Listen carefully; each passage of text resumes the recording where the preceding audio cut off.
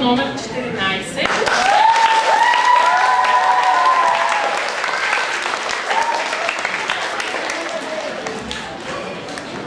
За номер 2.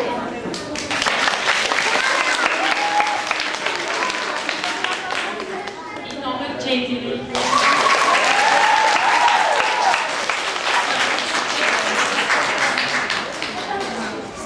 Мисля, че нашия малък голям супермен печели награда.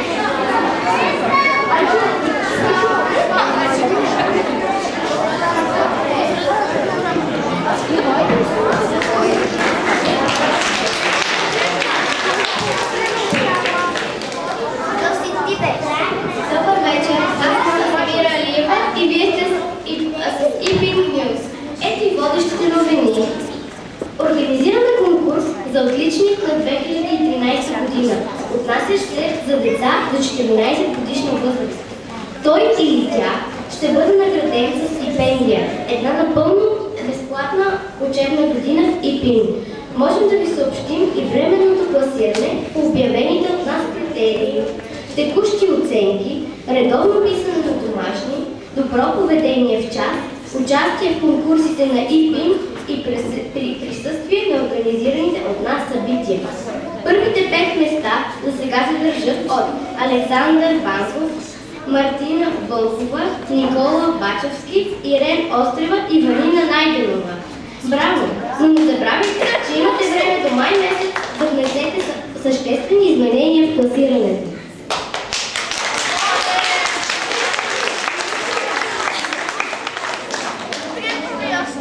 Втора новина. Организираме конкурс за учител в 2013 година. Най-важното условие е да намерим най-добрия сред най-добрите. Можем да ви съобщим и временното класиране по обявените от нас критерии. Редовно и правилно попълване на учебни планове и картони с оценки.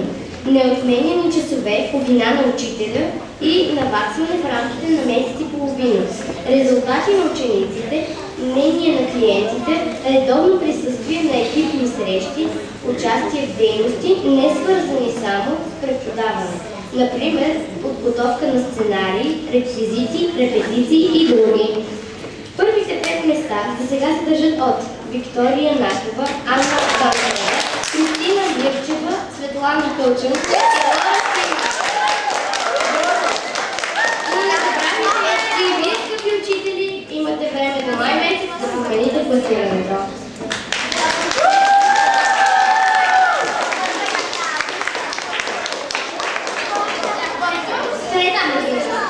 От тази година стартираме нашите разговорни програми в Барборко за деца до 12 годишна възраст и оратори за деца над 12 годишна възраст. Тези специално разговорни програми ще съдържат теми от всекидневния английски, както и лични житейски ситуации, които пресителите ще имат дейно участие. Срокът за записване за бъдещите барборци и оратори е до 15 януари. Това лято заминаха първите ни участници в програмата СОС, провеждащи се в Северо-Западна Англия и имащи за цел да подобри класическите, автентичния вид и изказ на англоговорящите. Тази програма е подходяща за учащи над 12 годишна възраст. От 1 януари започваме планирането на през лятото на 2016 година. За повече информация и записване съдържате към Красимира Волева в филиал Гоце Делчев. И последното новина. Тече записването за изпитите по международно признатите сертификати от университета Кеймбридж, за което по-конкретно ще ви говори госпожа Светла Мавродиева, представител на сертификатите на университета Кеймбридж.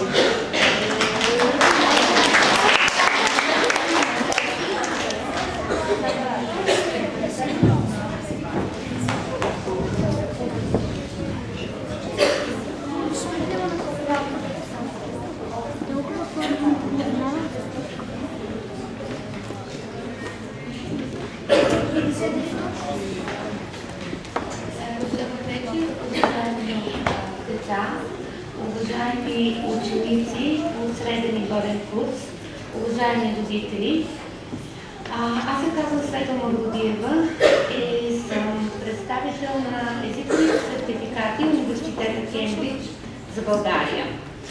За мен е чест и с радост приех поканата на учебен център ИПИН, които вече активно работят с изпитен център British Council, за да представя пред вас езиковите сертификати на Университета Кембридж и това как вашите деца могат със следота, бих казала, никога не е било по-лесно да се явят на езиковите сертификати на Университета Кембридж. 13210 една цифра стартира с нея. Вероятно, което идва на човек е, че това е броя кандидати, да речем, за година явили се в България. Много повече са. Това са институциите, образователни и държавни институции, които припознават сертификатите на Университета Кембридж. Това са нашите сертификати.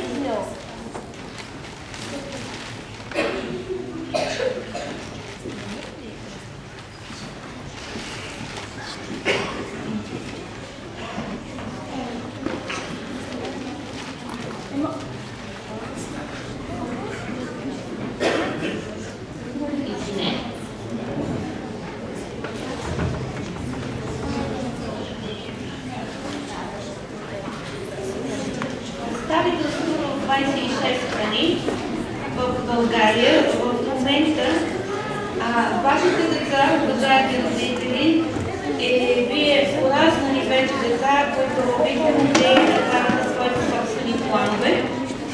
26 представителства вече в България с над 20 000 устни изпитващи и 4 милиона явили се по цял свят.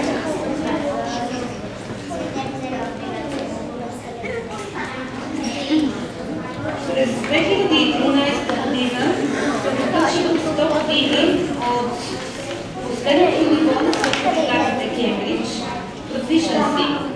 От тогава вече имаме нов формат, който е специално приготвен за 100 годишнината и призовавам всички, които вече имат потребност да доказват такова професионално ниво, да бъдат регистрирани с нашите сертификати.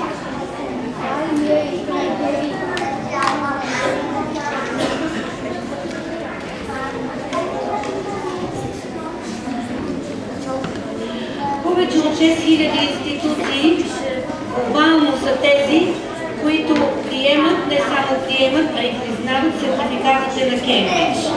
Станете част от тях.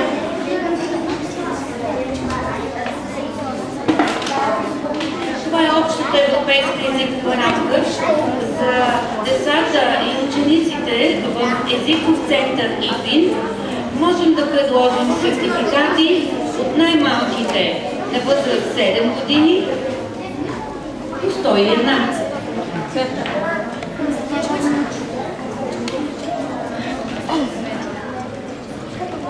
Представям пред вас последно ниво на езиковите сертификати за професионалисти. То отговаря на C2, общата европейска рамка. Веднага след него в посока настояща по европейската рамка следва сертификат Advanced.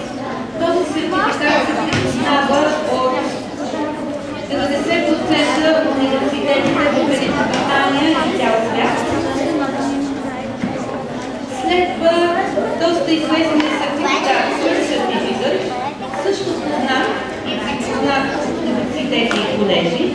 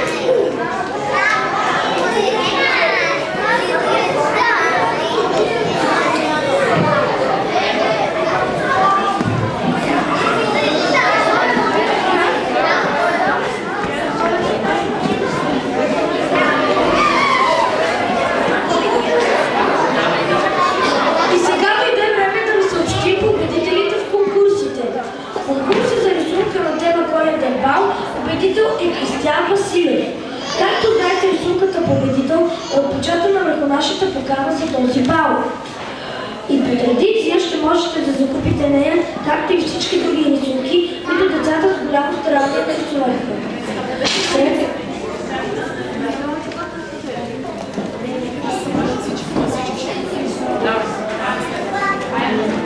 Средствата ще бъдат използвани за стипендията на отличника на годината.